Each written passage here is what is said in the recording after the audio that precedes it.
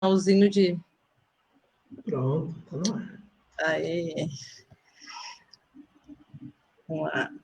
Boa tarde, pessoal, nossos convidados, em especial, convidados e amigos, né? Boa tarde, Vânia, boa tarde, Marisa. E hoje nós escolhemos, né, essa data para comemorar o aniversário do Paulo Freire, que estaria fazendo 99 anos, né? E a partir dessa data começa aí um calendário de comemoração para o centenário do Paulo Freire, né? Então, é uma agenda aí que começa agora e vai terminar no próximo aniversário. E para comemorar o aniversário do Paulo Freire, nada como, né, aqui dois freirianos, né? O Ivânio Dickmann, que é historiador, doutorando em educação pela UX, autor do livro Primeiras Palavras em Paulo Freire, e também a Marisa Fórmulo, professora, doutoranda em educação pela URGS, organizadora da obra Freire, o Acendedor de Esperança, e a gente vai estar conversando um pouquinho aqui, né, sobre o Paulo Freire, a importância, né, desse patrono da educação brasileira, né, e que hoje tem sido tão questionado e em vários momentos da vida, né, do Paulo Freire, ele foi bastante contestado e perseguido, né, e hoje vivemos tempos em que eu diria que Paulo Freire está sendo perseguido novamente, né, e qual, né, e como a gente precisa nessa conjuntura, né, desse esperançar freiriano, né, uma perspectiva de uma mudança de mundo, né, uma mudança tão necessária nos tempos atuais. Então, vamos começar a conversar um pouquinho, Ivane, sobre essa data, sobre essa importância desse dia. Perfeito. Muito obrigado pelo convite, Denise. É sempre uma alegria estar contigo. Você sabe que pode contar comigo para o que você precisar, companheira. E a professora Marisa Fórmulo, eu sempre digo, é uma luz na minha vida. Eu sempre sigo as coisas que ela escreve, que ela faz, na política especialmente, e agora também no campo pedagógico, né, prof?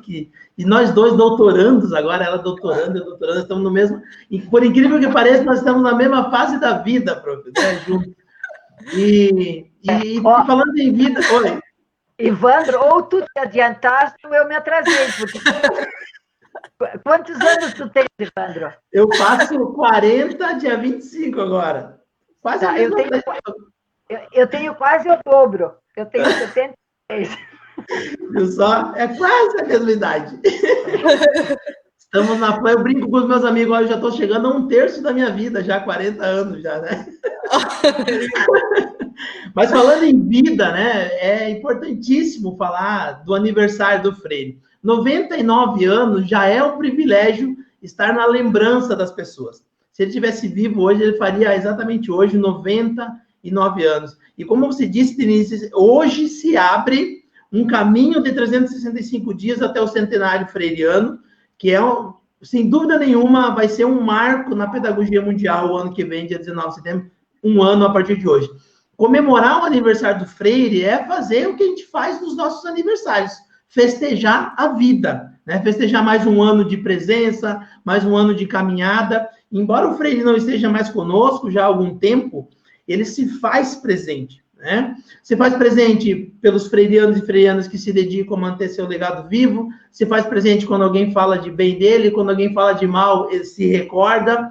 Na resistência pedagógica de muitos educadores e educadoras nas escolas, nas universidades, nos movimentos populares. É assim que Freire vive hoje. Ele vive através da nossa prática, através das nossas reflexões, ou seja, através do jeito que a gente faz ele viver, né? Isso não é idolatria, isso é respeito, isso é sintonia de projeto político, isso é sintonia de projeto pedagógico, é isso que é falar que Freire vive através da gente. E exige de nós, freirianos e freirianas, uma responsabilidade muito grande para não desvirtuá-lo, para não desmerecê-lo, né, para trazê-lo presente na sua inteireza, mas na sua possibilidade de reinvenção, como ele mesmo dizia. Cada vez que a gente refaz Freire, a gente faz um novo Freire, mas é sempre Freire. Isso é lindo demais. Muito bom, Marisa. Qual a importância? Tu que conheceu o Paulo Freire, né? Realmente, Denise, uma boa tarde para você, uma boa tarde para o Ivânio, um abraço bem grande a todas as pessoas que estão participando conosco dessa live. Eu realmente disse há pouco para vocês, né? Eu estava tentando entrar na live, para quem não sabe, e estava havendo um problema e os dois ali me ensinando, inclusive olhando como é que estava a luz, e eu disse, que bom. Eu me lembrei de uma frase do Freire que diz, ninguém sabe tudo, e também ninguém sabe nada. Não é verdade. Nós aprendemos uns com os outros. Então, nesse encontro dessa tarde, sempre é muito bom, primeiro, festejar o aniversário do Freire, seus 99 anos, é um ato político de resistência a uma educação transformadora. É uma necessidade da gente sair do mundo da opressão que estamos, não só porque estamos todos dentro de casa, todos não, quem tem mais como eu, mais de 70, estamos nos obrigando para respeitar a nossa e a vida dos outros, ficar em casa. Mas desde casa, descobri que as paredes não são prisão. As paredes, elas têm o limite que a gente é capaz de dar. Porque existem muros, e o Freire também diz isso, né? Existem muros que não são de parede física. A opressão que as pessoas vivem por não terem direito a comer, a ler, a escrever, a andar no transporte, a ter trabalho, a ter renda, são muros invisíveis que separam as pessoas das que têm direito e as que não têm direito. Então, hoje é um ato de celebrar a retomada da história da proposta de educação libertadora de Freire. E eu realmente tive muita alegria, porque militei com Freire, não no mesmo lugar, mas na época que ele fez parte da Juventude Católica, Operária Católica, lá em Recife, eu fazia parte aqui da Juventude Estudantil Católica. Depois eu fiz parte da JUC, e ele militou muito na igreja dentro do método ver, julgar e agir. Foi a metodologia que nós nos educamos, que hoje a gente chama prática, teoria prática, ou a gente diz a teoria da praxis, né?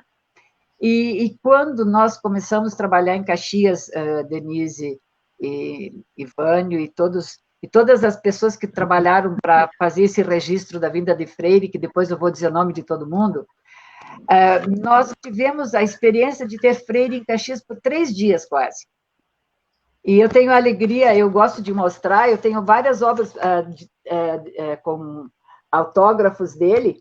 Este é um, que é a Pedagogia do Oprimido. As páginas mostram que ele não é tão jovem, é de 69, né?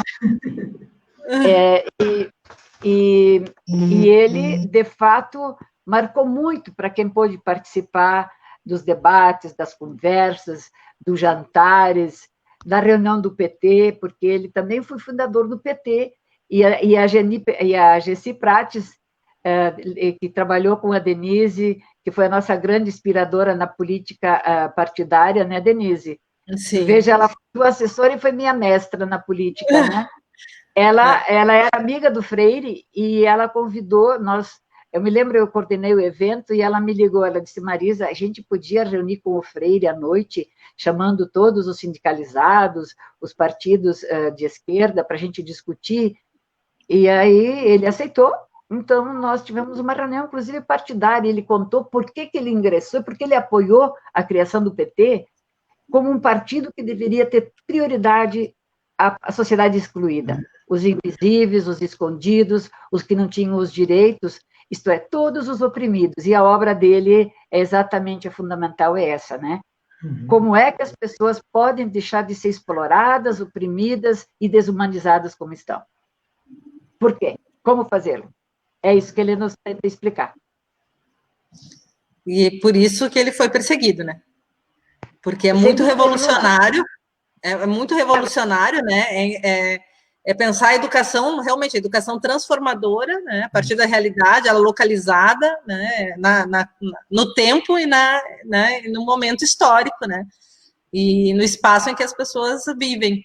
E isso, quando tu começa a questionar, realmente, questiona a realidade, tu vai modificar, vai querer modificar, né, e vai desmanchar essas paredes, esses muros, né, vai buscar, identifica essas paredes que a Marisa fala, essas paredes invisíveis, que elas são muito mais elas aprisionam muito mais do que essas físicas, né? Uhum. Então, é muito... É revolucionário mesmo, de fato, né? Ivânio, Eu lembrei aqui, Denise, eu já vou parar, tá, Ivânio? Não. Eu lembrei do Dom Helder Câmara, também eu trabalhei com Dom Helder. O Dom Helder em Caxias, também trabalhando conosco, e também trabalhei com ele em Recife, quando nós criamos em 86 a Carta do Movimento Nacional de Direitos Humanos, foi em Recife que se instalou o Movimento Nacional de Direitos Humanos. E ele dizia assim, e ele diz, está nas obras dele, né? Se eu faço caridade, as pessoas me elogiam. Agora, se eu pergunto por que você está com fome, me chamam de comunista. No fundo, é isso que o Freire diz.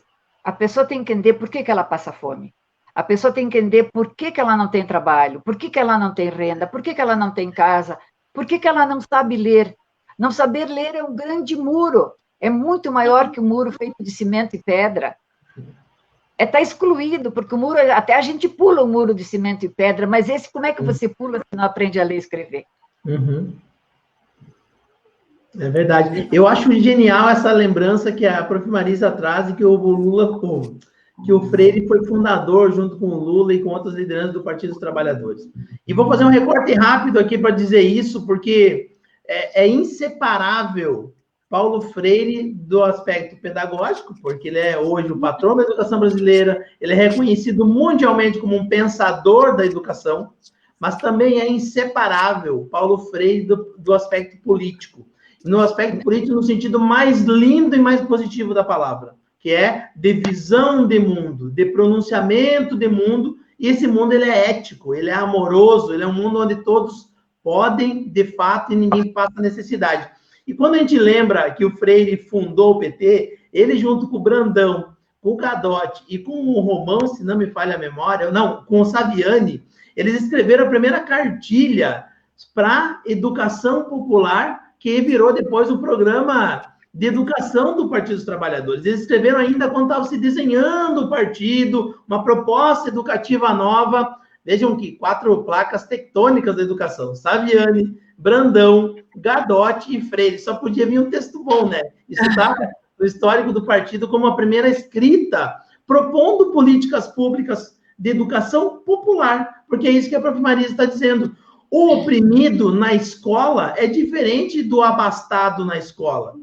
Porque nós partimos, como disse a Denise agora, de lugares completamente diferentes, de concretudes reais diferentes. Né? O pobre passa necessidade, o pobre não tem acesso, não tem dinheiro, não tem trabalho, não tem seus direitos lesados, enquanto que os ricos, por privilégio e por movimentos de interesse, conseguem garantir só para eles exclusividade de acesso das coisas. Isso não pode passar despercebido pelos educadores e educadoras enquanto educam nos espaços pedagógicos, seja na escola, na universidade. Dar aula para um pobre na escola e na universidade tem que passar pela lógica da realidade concreta que vem esses alunos e essas alunas. E aí é a conexão que o Freire faz, que ele diz que é impossível desconectar política e educação.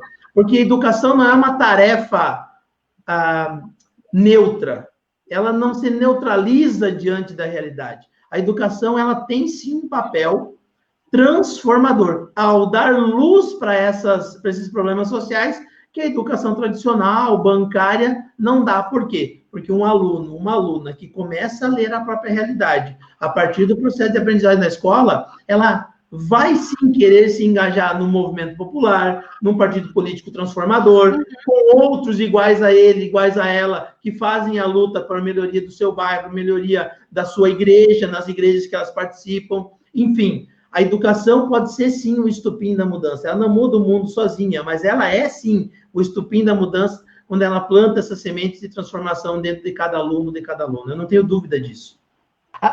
Ivânio, se a Denise me permite, eu lembrei de uma coisa agora, a opressão entre a população pobre, excluída, negada de direitos, ela não é exclusividade desta classe social, ela só é diferente da opressão que existe na classe média e da opressão que existe na classe rica do país e do mundo. Existem formas diferentes de opressão. Por exemplo, eu conheço muita gente da classe média e da classe alta, mulheres, que são profundamente oprimidas, porque elas não têm autonomia financeira, elas não têm liberdade de escolha, elas se submeteram a uma vida de dependência tal Sim. que quando tu não tem autonomia financeira e quando tu não tem o poder interior de fazer as opções da tua vida, tu também é oprimido, independente da classe que tu estás. Só que é uma diferença. Existe uma opressão de natureza cultural, intelectual, afetiva, e outros têm uma opressão também econômica, social, sempre ela é, e tu tem populações que têm todos os direitos garantidos, mas são tão oprimidas e depressivas interiormente que elas nem se dão conta que elas têm tudo e elas não têm nada, porque elas perderam sua autonomia interior de vida. Então, há níveis e tipos diferentes de opressão que é importante que as pessoas se tenham conta. A opressão do pobre, ela tem a ausência de direitos básicos, mas quem tem direitos básicos e que vive uma educação fascista, por exemplo, também é oprimido e não se dá conta. E nisso também tem pobre fascista. O Freire diz que o empobrecido, o excluído, o oprimido, que se não se dá conta que ele é oprimido, ele tende a virar dominador. Isso. O que o Bolsonaro fez? O que o Bolsonaro fez? Ele conseguiu dar autoridade e poder a quem é miliciano, que luta dizendo que a arma é uma solução para a proteção contra a violência, e ele conseguiu oficializar esse Estado dominador que o uso da arma, que o uso da força cria nas relações das pessoas. E as pessoas nem se dão conta que isso não é liberdade, isso é a manifestação da violência opressiva que há dentro de cada um. E o Bolsonaro oficializou, por isso que nós temos um país do ódio.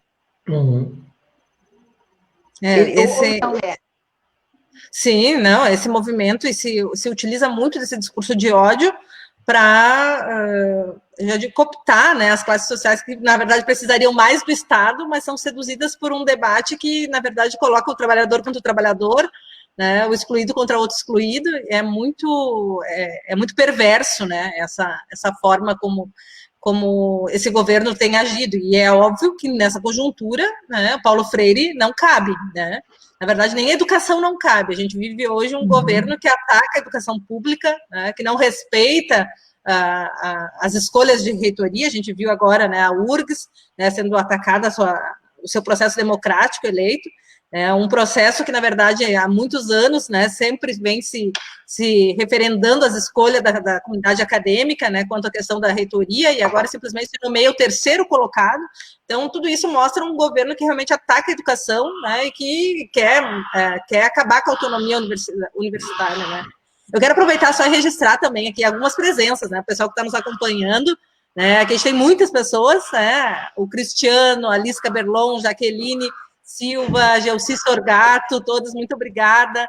Elisa Veronese, a Fernanda Seibel, aproveitar e já deixar um abraço para a mãe dela, que está de aniversário hoje, né, a Dora, também junto com o Paulo Freire, a Beatriz Prandi, a Áurea Carvalho, a Lorete, a Estela Corso, Denise Teles, o Cleiton Melo, né, que também era do Senalba aqui, sindicato, Beatriz Prandi, Rosmari Fórmulo, Matheus Pessota, e a Giovana Fórmula, aí estamos a torcida da família, né? Tá com saudade, né, Marisa? Olha aqui, e a Giovana já manda aqui, né? Ela tá perguntando se vai ficar gravada. Vai ficar gravada a live, gente. Né? Que tem mais pessoas que querem ver que não está conseguindo. A Giovana já mandou mensagem aqui, né? Para divulgar a live. Então, gente, os desafios para a gente manter a esperança, né? Os educadores, educadoras, não só profissionais de educação, mas todos também educadores populares, né? Porque a educação ela acontece em vários espaços, né? Os desafios para esse momento, né? Esse momento de conjuntura tão complicado, para a gente realmente manter vivo, né, Paulo Freire. Verdade, muito difícil e muitos desafios, né? Eu tive amigos e amigas que diziam para a gente, Vânio, eu tô eu estou um pouco mais sossegado, porque eu estou com medo, sabe? De tomar uma postura mais proativa, mais crítica. Agora isso está passando, porque a gente vai se encorajando junto também, né? Mas eu lembro que no início do governo Bolsonaro, que é uma tragédia, um atraso para o nosso país, em todos os campos do país, é uma judiaria, né? Nós, enquanto sociedade, estamos pagando um preço muito alto por isso, né? Mas, enfim, os educadores começaram a ficar com medo de serem agredidos fisicamente. Porque isso é a liberdade da opressão, é a liberdade da agressão, é a liberdade da arma. Quer dizer, eles tinham medo de serem mortos. Né? Eu dizia para um amigo outro dia da Teologia da Libertação, nós temos uma triste marca, né? A marca do martírio na Teologia da Libertação. A marca da Teologia da Libertação é o martírio. O que é o martírio? É dar a vida por um projeto. Dar a vida em nome de Jesus Cristo, no caso da Teologia da Libertação, mas nós temos mártires da educação, mártires das florestas, mártires da segurança pública, mártires de todos os campos da nossa vida hoje, em função da agressão liberada que se instaurou para dizer que é isso, cada um pode se defender. Não, nós não vivemos sozinhos, nós vivemos em sociedade, nós precisamos aprender a viver em sociedade, né? Acho que um dos grandes desafios é manter viva a nossa indignação, manter viva a coragem, a ousadia. E como é que a gente alimenta isso? Na minha opinião, né? Tem alguns exercícios fundamentais que a gente tem que fazer, né? Primeiro, manter o diálogo com os companheiros e companheiras. Nós não estamos sozinhos nessa peleia, né? Tem mais gente que pode nos fortalecer, tem mais gente que a gente pode ajudar nas lutas. Então, não se isolar, manter o isolamento social, isso sim, tá? Mas não se isolar politicamente.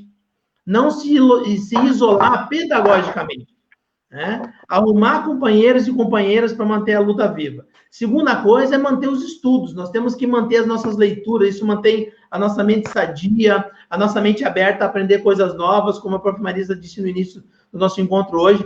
Nós precisamos aprender sempre. E nós, militantes, lideranças, temos essa tarefa em dobro, porque nós lideramos, nós coordenamos, então nós precisamos estar sempre sabendo para poder compartilhar, né? E, fundamentalmente, se você se sentir seguro, segura, como nós estamos aqui hoje fazendo isso, é externar as nossas indignações com propostas concretas que podem ser feitas pelas pessoas junto com a gente. Porque a nossa indignação ela não pode ser uma elaboração abstrata sobre a realidade possível de mudança um dia, quem sabe, num futuro utópico distante. Não. A nossa indignação ela tem que ter concretude, ao mesmo tempo que ela tem que ter reflexão consistente, né? E aí sim propor coisas. Olha, se eu estou criticando a direção da escola, se eu estou criticando aquele professor, se eu estou criticando aquela liderança política, eu tenho que dizer, o que eu quero no lugar disso? Isso precisa ser claro, porque isso dá uma sensação de confiança muito maior das pessoas que vão nos ouvir. Elas vão dizer, olha, o Ivânio critica, mas ele propõe. A Marisa critica, mas ela propõe. A Denise faz a crítica, mas olha quantas propostas ela tem. Então, quer dizer, tem um outro caminho. E é a nossa tarefa, enquanto liderança, puxar à frente. Encerro dizendo um trechinho do livro que o professor Oscar Hara botou aqui no prefácio do nosso livrinho Pedagogia da Liderança Popular. Ele disse, ele disse para ele, que legal que você tem. É uma delícia esse livrinho aí. Não porque foi eu e o livro que escrevemos, mas porque faz muito sentido para mim. Quando a gente convidou o Oscar Hara, ele disse, Ivânio, o Freire me disse um dia num encontro aí pela América Latina, um educador, uma liderança, ele anda com o povo numa estrada empoeirada. Então, se ele vai na frente, ele embaça a visão do povo. Isso não é bom. Se ele vai atrás do povo, a poeira que o povo levanta embaça a visão da liderança. Então, ele tem que andar junto com o povo, no meio do povo. Esse é o papel da liderança. Não é ir na frente, não é ir atrás por uma falsa humildade, é estar junto com o povo. E esse é o nosso papel enquanto liderança. E esse é um bom símbolo para esse momento para a gente permanecer unido com o povo oprimido. Ele precisa de ajuda, precisa de gente que ajude a enxergar a complexidade desse momento trágico que a gente vive do ponto de vista político e social no nosso país. E essa é a nossa tarefa enquanto liderança. Muito bom, Ivânio.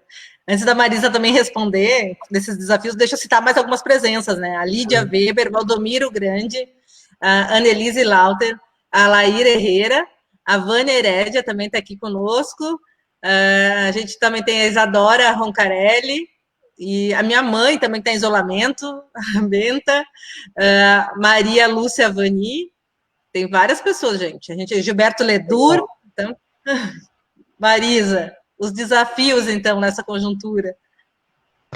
Bom, eles são muitos, Denise, porque se a gente for olhar sob o ponto de vista econômico, social, cultural, ambiental, há uma lista enorme em cada uma dessas grandes áreas da vida humana. Mas como nós estamos falando, e Freire trabalha sobre todas elas, porque ele interrelaciona o desenvolvimento econômico com a condição social, vinculado com um tipo de cultura daquele lugar, daquela sociedade, daquele país, do mundo, uma visão de mundo, e certamente o cuidado que ele tinha com a vida passava pelo ambiente de todos os entes que têm vida. Aquilo que o Leonardo Boff, você lembra quando a gente fez a live com o Leonardo, Denise? Ele fala muito da casa comum, né? Ou da Mãe Terra, da Gaia. E essas 4 grandes dimensões da vida, elas passam por uma educação. Uma educação que não ajuda a enxergar essas 4 dimensões básicas da vida, ela é parcial. Ela não permite que a educação seja aquilo que a palavra diz, educere, vem do latim, que significa desabrochar. E uma flor não desabrocha eu abrindo as pétalas na hora que eu quero, do jeito que eu quero. Ela tem a sua própria energia, a sua própria força. É preciso entender a flor porque ela tem a luz, ela tem a umidade suficiente para que ela possa desabrochar. E a educação, eu fiz no dicionário freiriano, eu escrevi sobre o cuidado em Paulo Freire. E ele não descreve muito o conceito de cuidado, mas ele tem presente o cuidado em todos os seus conceitos e em todas as suas dimensões de análise da vida.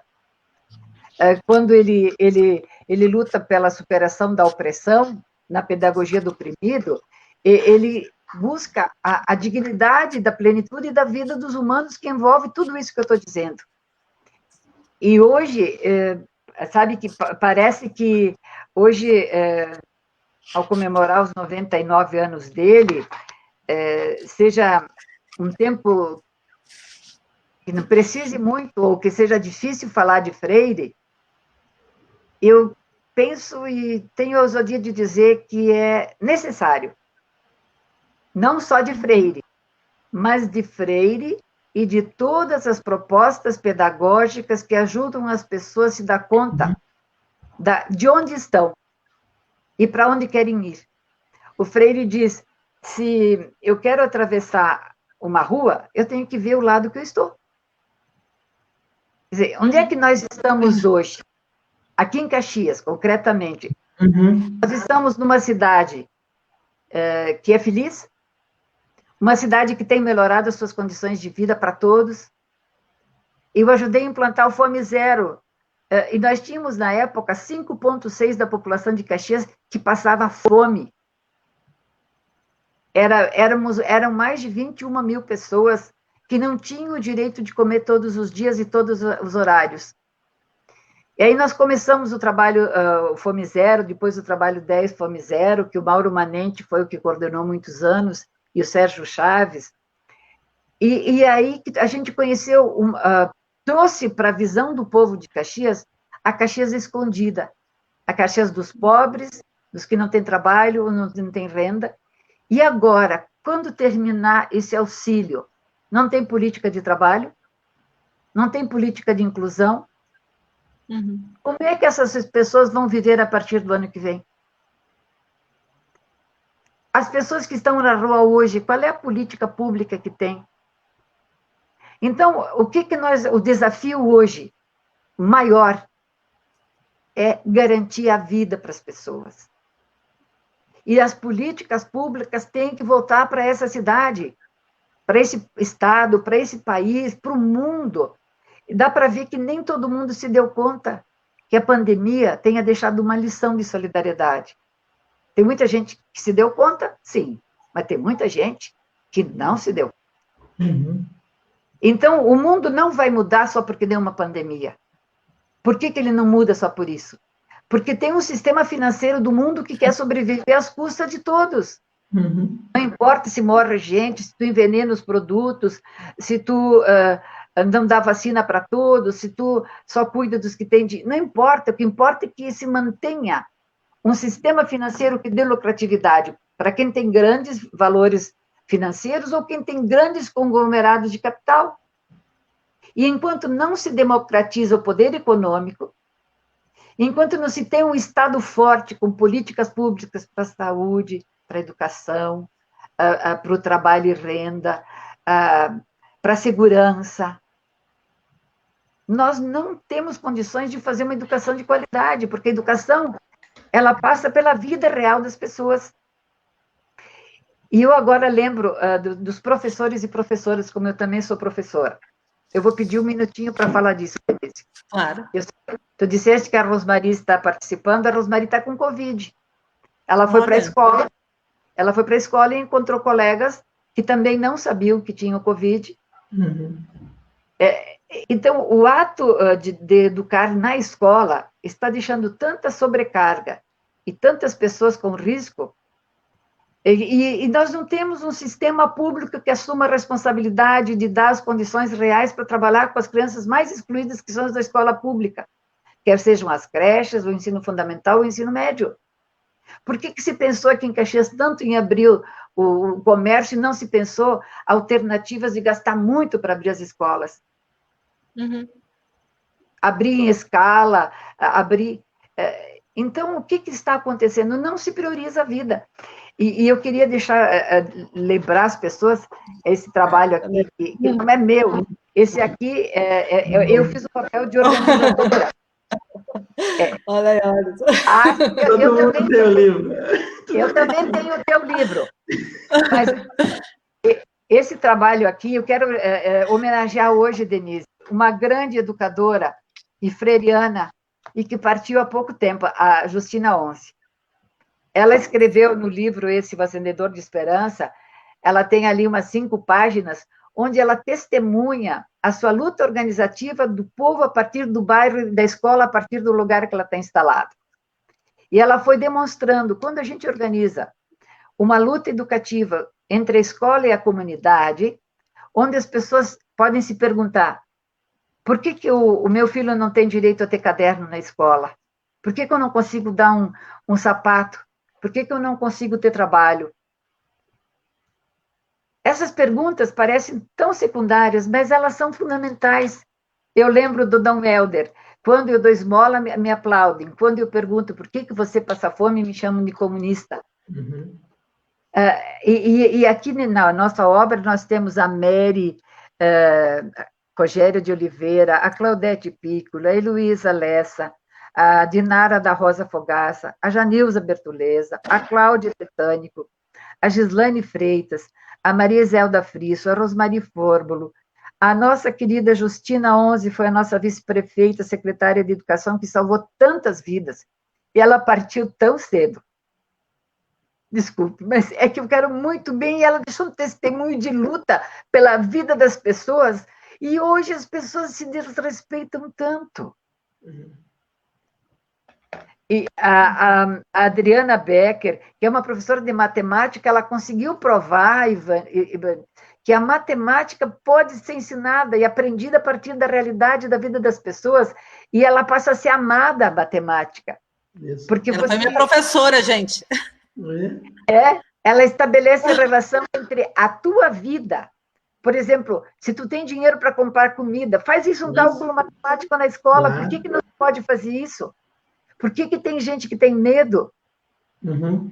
E meu pai dizia assim: quando se fala em robe giusti, não toca a ver paura. Eu vou dizer isso em dialeto, viu? Assim, quando a gente luta por coisas justas, a gente não precisa ter medo. Uhum. A gente sofre ameaças, concordo com vocês. Sim. Mas o medo não pode ser maior que as ameaças. A gente não pode se encolher.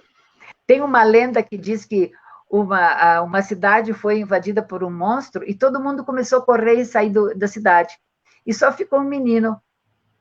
E o menino não fugia, pegou um bastão e foi indo em direção ao monstro. E o monstro se dizia: mas Como é que uma criança vem em minha direção e o menino não fugia? Quanto mais o menino se aproximava do monstro, o monstro ficava menor. E o menino foi indo, conseguiu pegar o monstro na mão. E ele disse, quem você é? E o monstro disse, eu sou o medo. Quanto mais longe você vai, maior eu fico.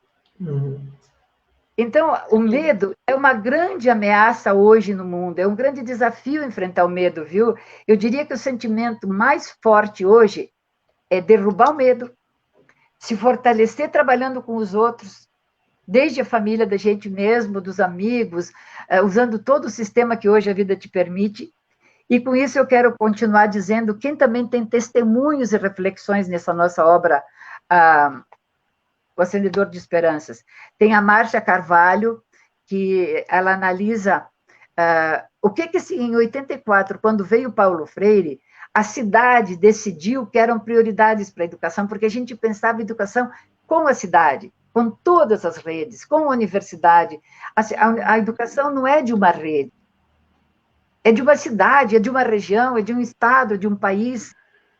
A Elizabeth Cirne Tonizer, o Jaime Paviani, o Luiz Carlos Bombassaro, a Nilde Stecanella e o Jaime Zitkowski, que é o meu orientador, que escreveu sobre a pedagogia das marchas como uma nova organização, que então eu quero falar desse último desafio, é a gente se organizar. Porque a luta não vai só pela nossa vontade, nem só pela nossa indignação, ela precisa de organização, e de estratégia, e de tática, porque quem não acredita em nós e quer destruir a nossa luta é organizado. Tem grandes instrumentos e grande poder econômico, e muitos robôs à sua disposição. E nós precisamos de muita gente, muitos corações e muitas esperanças fazendo alguma coisa concreta. Desde o lugar que a gente está, mesmo dentro de casa, não fazendo das paredes um muro. Muito bom, Marisa, muito bom. Deixa eu registrar também a presença aqui da Tereza Grande e da Silvana Piroli, e também dizer para o pessoal, né, acho que a gente pode também fazer aqui uma comemoração, né, do aniversário do Paulo Freire, se cada um quiser comentar uma frase aqui, postar nos nossos comentários, acho que fica bem legal nós fazer uma festividade aqui na nossa, no nosso encontro. O pessoal pode ir escrevendo frases aí do Paulo Freire, que depois a gente pode comentar alguma. Claro, não vai dar para comentar todas, mas fica uma boa lembrança, né? E aqui, já emendando um pouco nessa questão que a Marisa coloca, né, dos robôs, tem um questionamento aqui do Cristiano.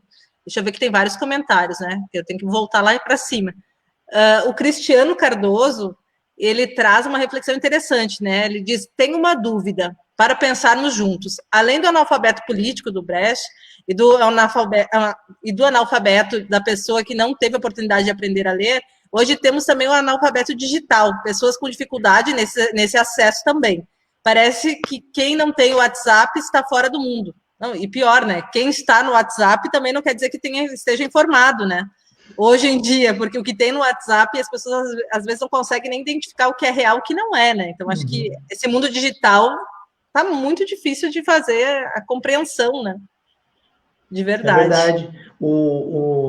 A invasão da internet na vida real da gente, né, gera às vezes até a confusão, né? Isso que o Cristiano tá elaborando aí, né? Se eu não estou nas redes sociais, ele está usando como exemplo o WhatsApp, né? Se eu não estou em alguma rede social, qualquer que seja, são centenas, a gente tem o costume de andar em 2 ou 3, mas tem gente em todas elas, né? E gerando lucros privados para fora do nosso país, inclusive essas redes sociais, né? Porque elas são empresas, não vamos esquecer disso, não é uma benesse, não é uma gentileza desses multimilionários oferecer para nós um Facebook, um WhatsApp gratuito, um Twitter, um Instagram, não. Dentro dessas redes sociais, o produto somos nós, meus queridos, minhas queridas. Se ainda não caiu a ficha de alguém, ouça o que eu estou dizendo, né? Quanto mais informação você bota, e você não precisa preencher o teu perfil, basta você postar suas coisas.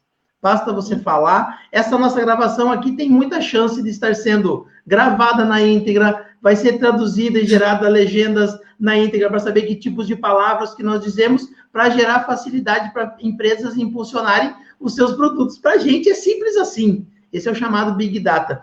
E isso cria uma vida real banalizada e uma vida virtual supervalorizada. E isso é uma contradição real. A nossa vida, ela é real, ela não é virtual. Só que a gente valoriza tanto essa vida falsa, né, que a gente esquece de conviver, né, de viver do lado que a gente está. Eu já me peguei mais uma vez em casa, caindo nessa armadilha, e está sentado junto com a minha esposa, e nós dois estamos no celular e não está conversando. Mais de uma vez.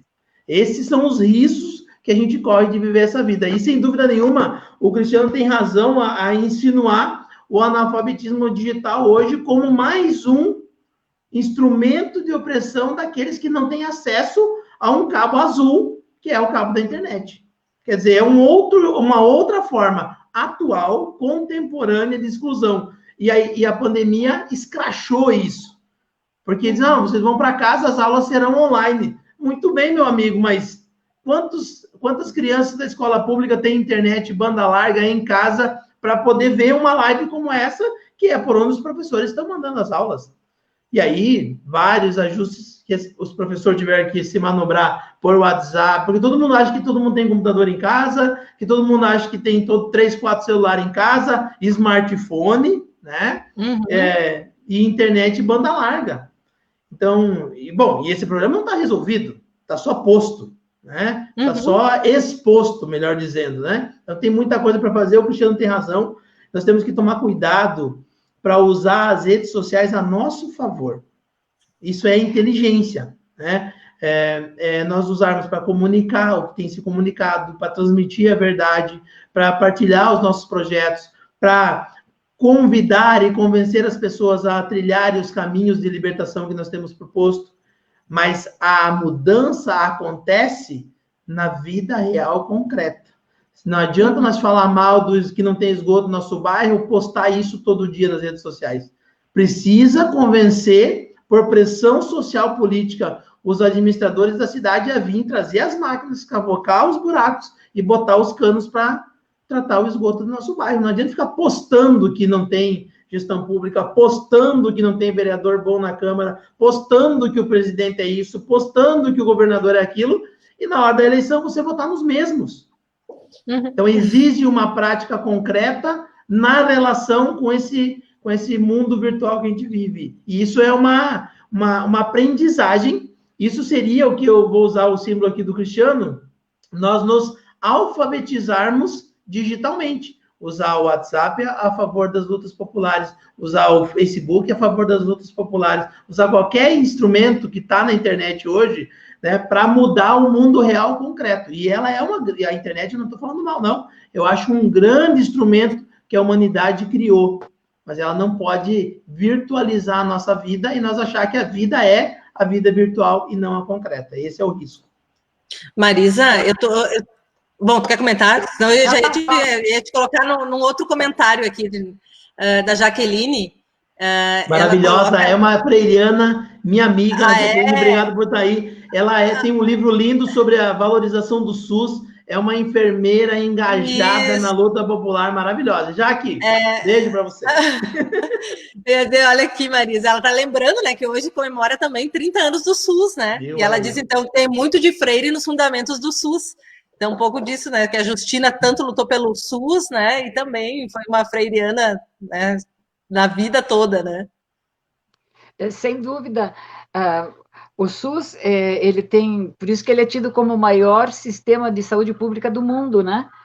Na medida em que, não só porque temos uma grande população, mas mesmo que ele tenha limites, ele criou fundamentos estruturantes de políticas de saúde pública que a maioria dos países do mundo não tem, só os pequenos países super desenvolvidos têm sistemas próximos ao nosso. Só que com a redução dos financiamentos públicos, que é a legislação que reduziu os investimentos a um teto, está fazendo com que o sistema único vá sendo definhado. Mas é isso que nós temos que lutar para fazer resistência a um grande desafio à saúde pública, é a manutenção do SUS. E eu quero dizer para a Jaqueline que eu a cumprimento, sim, pela sua dedicação, e na Justina eu quero saudar todas as lutadoras e lutadores do sistema de saúde pública que tenta lutar para garantir o direito de inclusão a quem não tem condições de vida material, quem não tem condições de vida material. E eu queria também aproveitar a observação do Cristiano para fazer uma outra leitura da observação dele. Eu quero falar da necessidade da internet para o novo mundo do trabalho. E mesmo que... Por quê? Porque nós temos a ausência de cabos para deixar a população toda com o direito de acesso às redes de internet. Então, hoje, ter a internet não é só ter acesso à educação remota, é também ter oportunidade de trabalho neste mundo remoto que estamos constituindo como um trabalho oficial. Então, e quando se tem as condições materiais, com toda uma infraestrutura de rede para ter acesso à internet, não estaremos só incluindo o novo processo, formalizar o processo educativo via internet, porque hoje, você lembra quando você entrevistou a professora, Denise, a diretora lá da escola da Vila Leão, mostrou que lá só internet no telefone dos pais, os pais saem a trabalhar, só quando os pais voltam à noite é que as professoras poderiam falar com os alunos. Como é que tu vai fazer um processo de educação remota se não tem instrumento? Então, aquilo que, sem condições materiais, você não come, você não estuda, você não trabalha.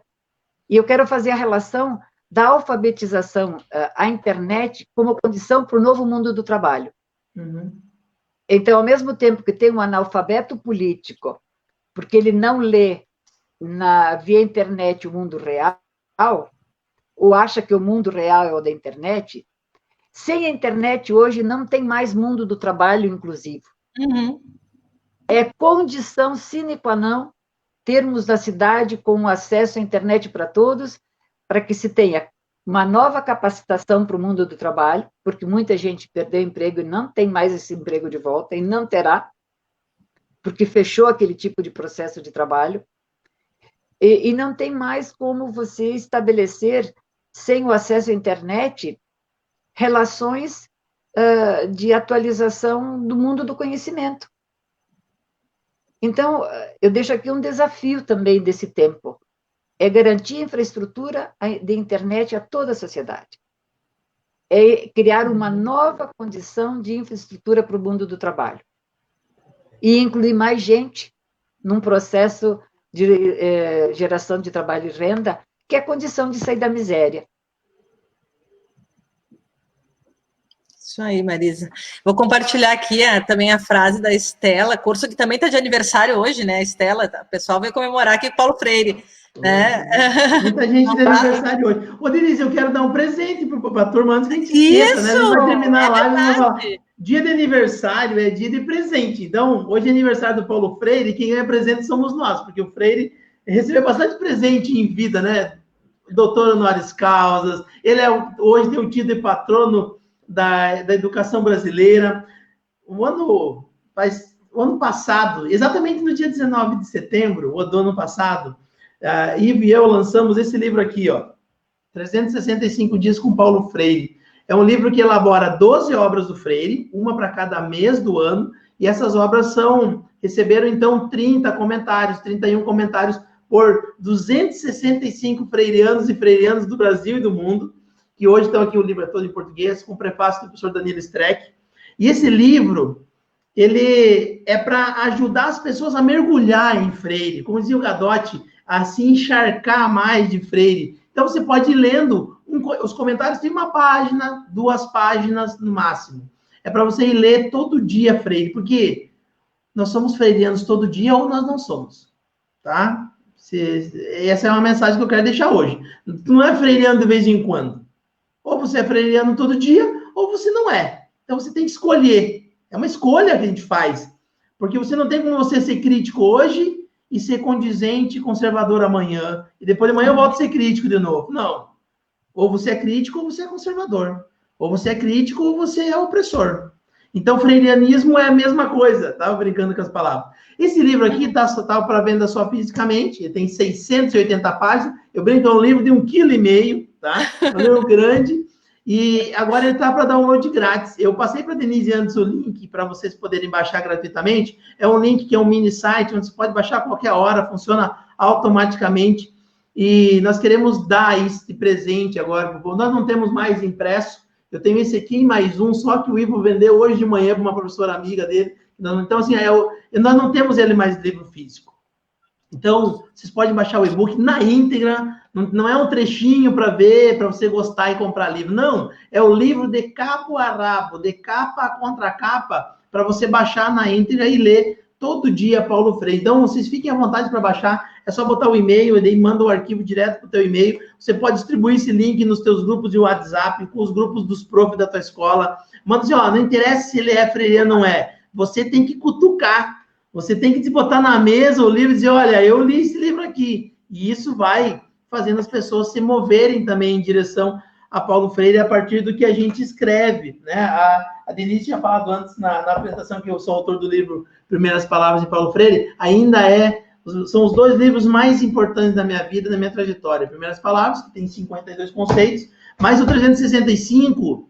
Gente, isso aqui... A Jaqueline, por exemplo, que está aqui com a gente, escreveu no livro. Um ou 2 trechos, inclusive. Tem uma galera que estava passando por aqui que escreveu com a gente. É um livro, além de tudo, belíssimo, amoroso, generoso. As pessoas leram um trecho da obra e refletem junto contigo para você. Então, assim, é para você sair dessa solidão freiriana e arrumar 270 parceiros de leitura do dia para a noite, assim. É isso que é esse livro. Tem um trecho aqui na contracapa do professor Zitkoski, que é o orientador da professora Marisa. Tem da Ângela Bizantunes, que coordenadora pedagógica do Instituto Paulo Freire, do professor José Stecker Romão, do Carlos Rodrigues Brandão, e tem, acima de tudo, e está aí no material para vocês, As Orelhas, um texto político, denso, lindo, indignado, do professor Macir Gadotti. Então, assim, é um livro para ler de ponta a ponta, mas é um livro para ler devagarinho, é para você ler ao longo de um ano, não é para pegar, ler. É porque a aprendizagem também pode ser feita assim, né? Em doses homeopáticas, a conta gota, e a gente vai evoluindo. Quando chega no final do ano, você está mais freiriano do que nunca. Cuidado com esse livro. Perigoso, né? Perigoso. O pessoal está dizendo para te mandar para o presidente Bolsonaro o link. Para ele nunca vai... Se depender de mim, ele nunca vai ter o livro. Sabe que um amigo meu, Denise, estava um dia falando sobre didática freiriana na Argentina, em Quilmes, e um amigo perguntou, um dos educadores que eu estava conversando, Ivani, você estava falando de diálogo e tal, né? Ele disse assim, mas você dialogaria com o Bolsonaro? Eu disse, claro que não, porque com o Bolsonaro não há diálogo, ele já fez as escolhas dele. A gente dialoga com quem está aberto, com quem não é sectário, com quem não é antagônico a nós. Nós dialogamos com quem ama como nós, com quem tem capacidade de amar, com quem está aberto ao diálogo. Quem não quer dialogar ou quem nos oprime, né, assim, intencionalmente, não merece as nossas palavras. Foi isso que eu disse para o meu amigo na Argentina, e espero que ilumine nós aqui também a manter o diálogo permanentemente como método, mas também não jogar pérola aos porcos, como já disse um gênio. Gente, nós já estamos encerrando aqui. O papo está muito bom, né? Mas já estamos, né, nos finalmente. Então, acho que vamos fazer uma rodada aí das considerações finais. O pessoal já passei o link, já pode acessar, né? O pessoal pode compartilhar também aí, né? Então... Denise, antes de ir para os finalmente, só queria fazer uma provocação agora, a partir da fala do Ivani, que o Freire diz que nós estamos em permanente mudança. A educação é um constante refazer-se. E a gente sempre está se educando. Então, eu gostaria, sabe, de convidar os que são conservadores sob o ponto de vista cultural, ou de direita sob o ponto de vista ideológico, para também entrar numa revisão do seu mundo, porque muitos estão ingenuamente instalados numa consciência ingênua. E como eu acredito que a provocação é boa, eu quero deixar essa provocação, que eu gosto de conversar com o ateu, com o conservador, e problematizar a sua posição. Às vezes não chego a lugar nenhum, mas deixa o conflito, que depois eu não sei o resultado. Mas eu confio muito no diálogo provocativo também, porque ele ajuda a acordar. Muito bom, Marisa, muito bom. Ivânio. Tá bem. Gente, eu ficaria a vida inteira aqui com vocês conversando sobre isso. Falar de Freire, para mim, é um dos momentos mais ricos da minha vida. Assim, eu me tornei, assim, inconscientemente, assim, comecei a ler Freire tardiamente. Eu não o conheci pessoalmente. Eu comecei a ler Freire em 2003 para 2004. Me apaixonei, eu li pela primeira vez a Pedagogia do Oprimido, assim, eu já fui na veia, né? E é um livro que me impactou profundamente, me estimulou muito a numa nova postura pedagógica. Eu lembro que eu coordenava o grupo de jovens na igreja, e isso me transformou do ponto de vista de liderança, porque eu entendi que eu precisava, sim, ser um ser político, eu já tinha essa consciência, pelo trânsito no Partido dos Trabalhadores, inclusive, mas eu precisava ser pedagógico, né? E que esses dois elementos, eles se retroalimentam constantemente, né? Isso foi uma grande aprendizagem para mim com a Pedagogia do Oprimido, e daí não parei mais. E eu acho que, para nós, fica hoje, se nós quisermos dar um presente para Freire hoje, né, é falar de Freire. Falar de Freire hoje o dia inteiro. Não vai enjoar, pode ter certeza. E fale dele sempre que você puder. Como é que a gente fala de Freire? Sabendo falar de Freire, conhecendo Freire. E eu, assim, quando a gente publica, o Ivo, que a gente publica sempre junto as coisas freirianas nossas, a gente quer só uma coisa. Quer que as pessoas, como disse a professora Marisa agora, se aproximem, se revisem, aprofundem seus conhecimentos, porque isso vai nos dando mais certezas, mais tranquilidade para navegar por esse universo da educação crítica. Não é fácil, mas também não é fácil ler Morin, não é fácil ler Saviani, não é fácil ler os outros pensadores da educação, ler Piaget, ler Vygotsky. Tudo exige. Freire também exige. Ele também tem suas complexidades, tem seus temas centrais, e basta ele... Olha que livro lindo, Garanto que tem uma dedicatória de um dos autores, eu garanto. Eu lembro do dia que eu te dei esse livro. E dizer isso hoje. O presente para Freire é nós falarmos de Freire para que a gente possa iniciar bons diálogos com os companheiros. Especialmente, e finalizo aqui, Denise, especialmente se você está em espaços educativos. Se você trabalha em creche, se você trabalha em escola, se você trabalha em universidade, ou se você coordena processos de educação popular. Aí sim, aí nós temos, eu diria, obrigação de ler Freire, falar de Freire e agir a partir de Freire. Então, essa é a mensagem, esse é um bom presente para dar para o Freire. É um bom presente, mantê-lo vivo e, como ele mesmo dizia, reinventando-o, né? Atualizando-o nos nossos dias, né? Eu acredito muito nisso, é o que eu faço cotidianamente, através das redes sociais. Eu estou estudando agora no doutorado o aspecto da liderança popular em Paulo Freire, porque isso me incomoda. Eu quero ajudar mais lideranças populares a ter uma postura ainda mais impactante, ainda mais político-pedagógica nos seus espaços de atuação. E liderança, para mim, é prof, é cuidadora, é o pessoal dos movimentos populares, é vereador, é prefeito, é todo mundo que tem espaços, momentos de liderança, tarefas de liderança, podem ser impregnados com a perspectiva pedagógica e política do Paulo Freire, para terem uma postura mais bonita ainda nesse campo. E eu lembrei uma coisa, eu vou dizer uma curiosidade aqui, eu me dou conta, Denise e Marisa, a Denise é candidata a vereadora sempre com o número 13123, não é? Era o meu número. Não começou a campanha. Marisa, eu sei isso, eu sei que... não pode fazer campanha, então tá. Mas eu vou dizer, a Denise, quando foi candidata da outra vez, era 13123. A Marisa, quando era candidata a deputada estadual, quando eu sempre votei nela, eu já disse isso para ela, o meu voto é um único voto neto secreto, né? Eu digo para as pessoas, eu voto na tal pessoa, né? A Marisa era 13123. Eu fui candidata a vereadora aqui em Veranópolis, adivinha o número? 13123. Aqui é tudo 13123. Coincidência, né? Ou não, o fato é que nós gostamos dos mesmos números. E 13123 é isso, né? É uma evolução. É 1, depois é 2, depois é 3. A gente não parte do 3, a gente parte do 1. 1 somos nós, 2 são as outras pessoas com a gente, 3 é a multidão que a gente toca quando a gente faz um evento como esse. E é um prazer para mim. Denise, conte sempre comigo, quando você precisar. Professora Marisa, é só chamar. Nós estamos juntos. Obrigado. Gente, muito obrigada mesmo. Marisa, tu quer falar mais alguma coisa? Eu só quero deixar um abraço a todos e pedir que cada um ajude a multiplicar o ato de perguntar, porque se a gente só afirma, a sociedade se consolida como ela está.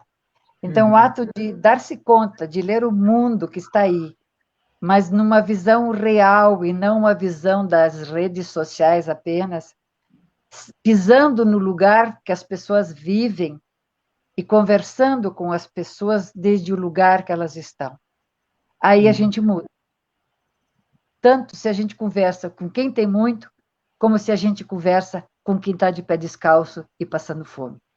Todos podem nos ajudar a perceber essa realidade que ela é real em todos os lados. Em todos os lados tem opressão e tem oprimido, mas quem mais sofre é quem menos tem. Quem menos tem direitos de comer, de caminhar, de trabalhar, de ter renda, de saber ler, de saber escrever, de entrar numa rede social e poder ter condições e dignidade no mundo do trabalho. Então, Denise, quero te cumprimentar e quero saudar.